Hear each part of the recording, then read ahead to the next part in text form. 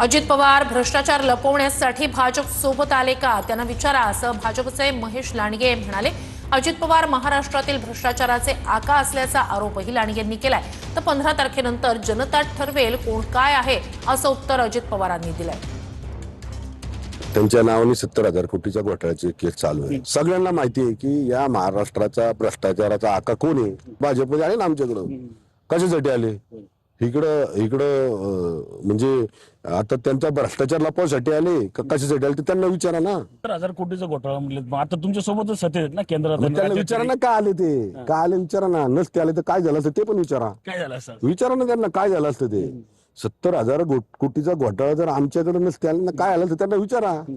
आमचे प्रदेशाध्यक्ष रवींद्रदादा बोलले ना त्या दिवशी, रवींद्रदादा बोलले ना आम्ही हा मोस का सांभाळला ते आम्हाला विचारा, आम्हाला माहिती आहे काय सांभाळला तो। आमदार आहेत महेश लांडगे, त्यांनी टीका केली आहे की अजित पवार हे आका आहेत आणि त्यांनीच खूप सगळा काही त्यांच्यावर ते पत्रकार ते मतदार ठरवतील 15 तारखेला काय ते।